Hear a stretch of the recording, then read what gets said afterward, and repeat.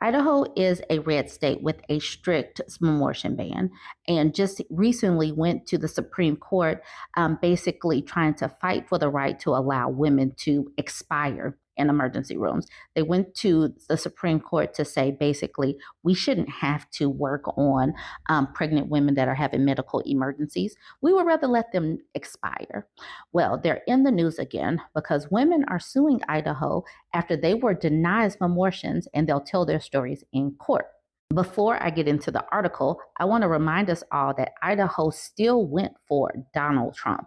Idaho is still red, even though Donald Trump is directly responsible for the reason why they have this strict abortion ban, because after they overturned Roe, the trigger law went into effect, and that is the reason why they have this strict ban in their state to begin with.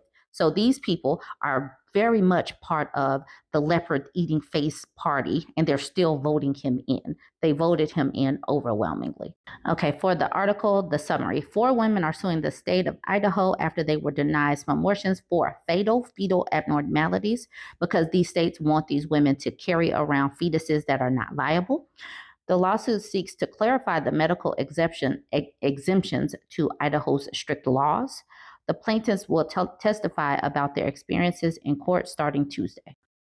The suit filed last year argues that the woman suffered unimaginable tragedy and health risk due to Idaho's abortion bans, and that Idaho doctors lack sufficient guidance about when they can perform the procedure without risking jail time. Idaho has 2 laws restricting termination.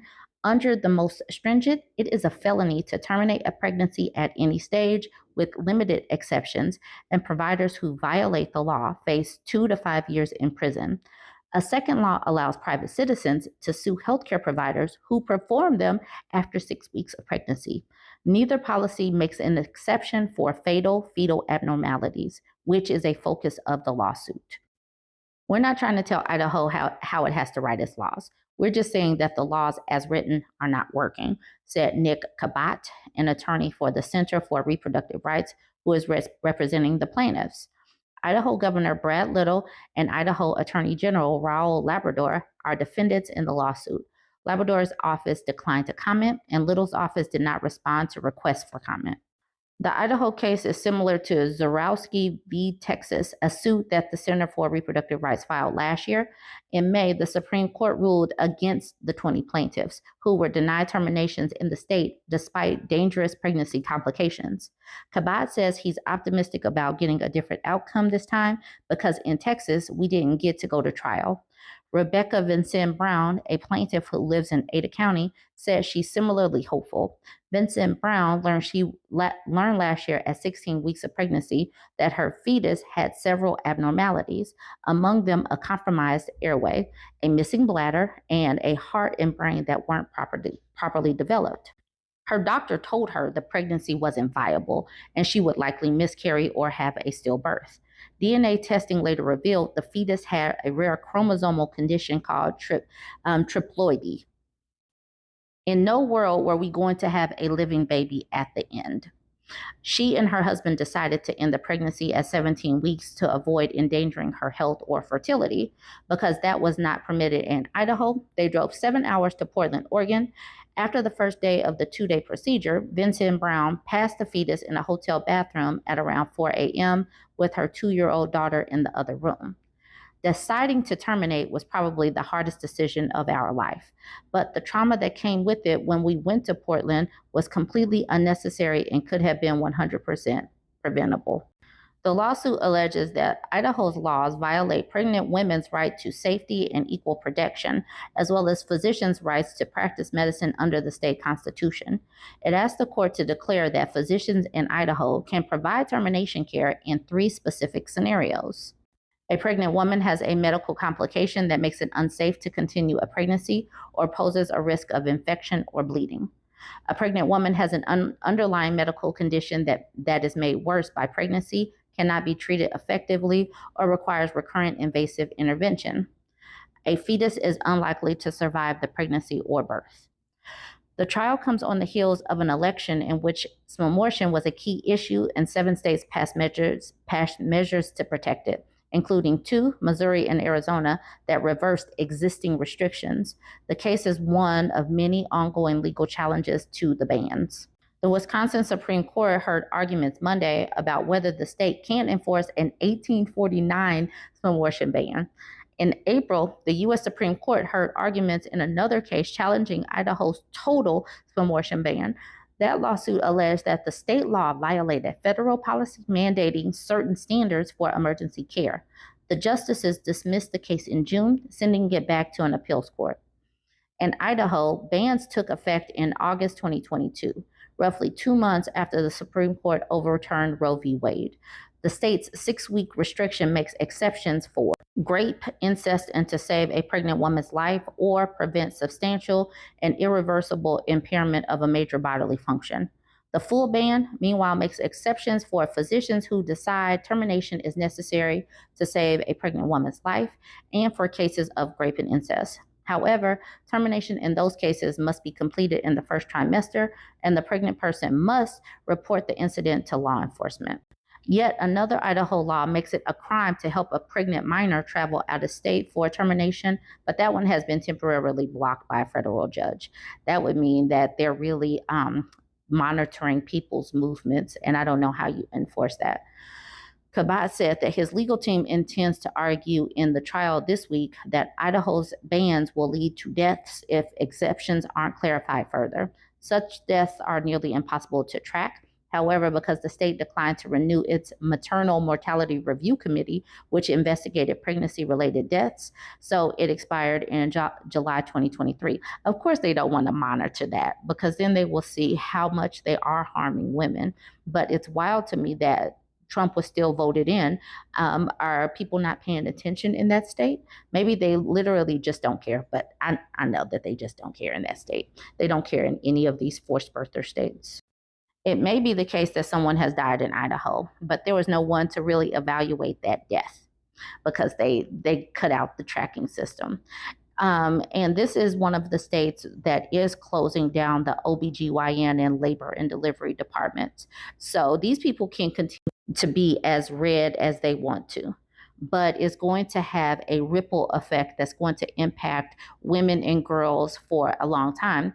And it's not even going to just impact women and girls. It will eventually impact these men that will be forced to raise their own children by themselves if their women get taken out. And if they're not really planning on being, full-time parents without their wives, then they might want to actually think about the lives of their own children. Their wives, because it will impact them. And I know that that's selfish, but they need to think of their wives as not wife appliances and incubators, but as humans that have some value. All right, let me know what you think about this one. Don't forget to like, comment, and share. Trump and Stephen Miller told us before he got elected that day one they were going to do mass deportations. They have made migrants and undocumented people the scapegoat of America, despite the fact that they are responsible for a lot of our agriculture and our food supply. So what is that going to look like if they actually manage to round up all of these people? This article is from The Guardian. Mass deportations would disrupt the food chain. Californians warn of ripple effect of Trump threat. Down here at the bottom, it says in 2023, state was nation's sole provider of almonds, artichokes, figs, olives, pomegranates, raisins, and walnuts. Okay, now for the article. Take a drive through the Salinas or Central Valleys in California, and you'll pass from town to town advertising a specialty fruit or vegetable, strawberries in Watsonville, garlic in Gilroy, pistachios in Avenal, and almonds in Ripon. More than 400 types of commodities are grown in the Golden State, including a third of vegetables and 3/4 of the fruits and nuts are produced in the United States. 3/4 of the fruits and nuts produced in the United States. Much of that food is grown by immigrant farm workers, many of whom are undocumented. According to the U.S. Department of Agriculture, about half of the country's 2.4 million agricultural farm workers do not have legal status in the United States. But farm worker advocates say the number is much higher in places like California, where it could be as high as 70% in some areas, according to Alexis Guild, Vice President of Strategy and Programs at Farm Worker Justice, a nonprofit based in Washington, D.C. Donald Trump's campaign to promise to launch the largest deportation program in American history by targeting millions of undocumented immigrants could upend the lives of the majority of these agricultural workers who grow and harvest our food, which would dramatically hit California's communities and economy with ripple effects that would touch every table in the country. Without undocumented immigrant labor, we wouldn't be able to sustain a food supply at the capacity that we have right now, said Anna Padilla, Executive Director of the Community and Labor Center at the University of California at Merced. Farm workers already perform dangerous and often underpaid labor. In the fields, they are vulnerable to pesticide exposure and workplace injuries, doing work that is exempt from federal overtime laws. Trump and his allies have repeatedly said that undocumented immigrants have taken jobs from Black and Hispanic Americans, but farm worker advocates say these are not jobs U.S. citizens are eager to hold. Rather than thinking about how immigrants took jobs that existed, the historic wave of migration from Mexico that began in the 70s is really a story of the growth of an industry and a very large, profitable one at that. That's according to Edward Flores, a sociologist and faculty director of the Community and Labor Center, who compares the size of California's agriculture industry to Hollywood. The fact that there are so many people working in agriculture meant that the nation exported much more produce than it otherwise would have, that it opened up opportunities for people all along the supply chain. In 2023, California's agricultural exports totaled more than $27.7 billion, according to the USDA. The state was the nation's sole producer of many specialty crops, including almonds, artichokes, figs, olives, pomegranates, raisins, and walnuts, and the leading supplier of other staples such as lettuce and celery. Proposed deportations would be absolutely devastating, not just for immigrant households, but for most American households, Flores said. Mass deportations would disrupt the food chain at a time when inflation is one of workers' most pressing concerns. He added that such deportations would slow production and increase prices of many grocery store staples, including milk, wheat, and eggs. Without the undocumented immigrant workforce, the United States would probably import more of its food supply, making food prices vulnerable to fluctuations and to Trump's proposed tariffs. The United States currently imports about 15% of its food supply, including about a third of vegetables, half of its fruit, and 94% of seafood. A mass deportation operation would face logistical and financial hurdles. A recent report from the American Immigration Council estimates that a one-time mass deportation would cost at least $315 billion. So the real reason to threaten to deport undocumented farm workers, advocates and academics say, is to discourage immigrant laborers from organizing for better working conditions. There's a contradiction in business owners who employ undocumented immigrants and at the same time support Trump and his proposal for the largest deportation initiative in U.S. history. Unless your aim is to have greater control over labor than ever before, because under such a proposal, an employer could recruit a vulnerable workforce and then government would provide the means to get rid of them at will. During his previous administration and the COVID-19 pandemic, Trump expedited H-2A visas for agricultural workers, but his allies have voiced disapproval of even legal immigration options for farm workers. The now infamous Project 2025, authored by former Trump administration officials, proposes capping and phasing down H-2A visa program in order to put American workers first. Farm worker advocates worry that other immigration and labor protections for farm workers, especially ones recently introduced by the Biden administration, are at risk. Republican-led states have sued the Biden administration over a rule allowing H-2A workers to unionize, and Padilla worries that the upcoming Trump administration would also challenge a Biden policy called Deferred Action for Labor Enforcement, which protects undocumented immigrants from deportation when reporting labor violations. These types of programs are essential, especially in certain industries like meat packing, agriculture, construction, food service, to report employer noncompliance, unsafe conditions, so farm workers could feel protected in doing that. Most undocumented farm workers in California and across the country have been here for at least 10 years, says Antonio de Laura Bruce, communications director for the United Farm Workers of America. This means they've lived through a Trump presidency before.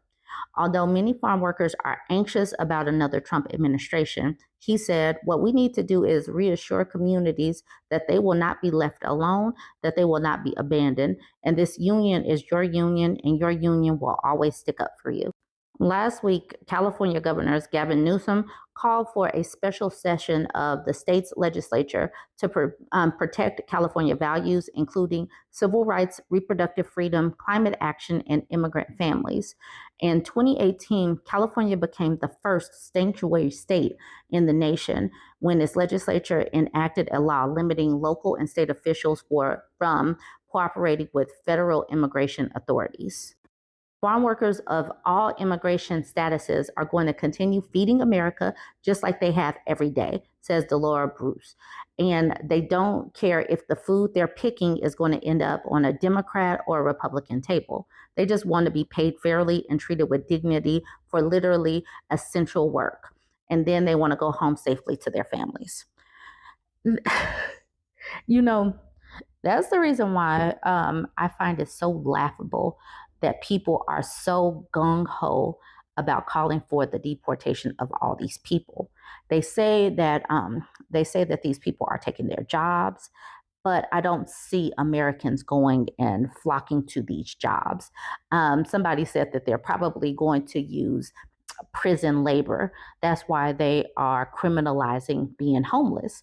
And the way they're pushing the economy, a lot of people will end up homeless if the economy gets shifted the way Trump wants it to be. So private prisons can put these people to work, and it will be slavery by another name. These next 4 years will be interesting. Agriculture is something that touches us all because we all eat food and most of us don't have a garden. So it's going to be interesting. We can demonize these people, but folks don't really want them to have a path to getting immigration status that's legal, because then we won't have a boogeyman or a scapegoat to pin all of the ills of America on.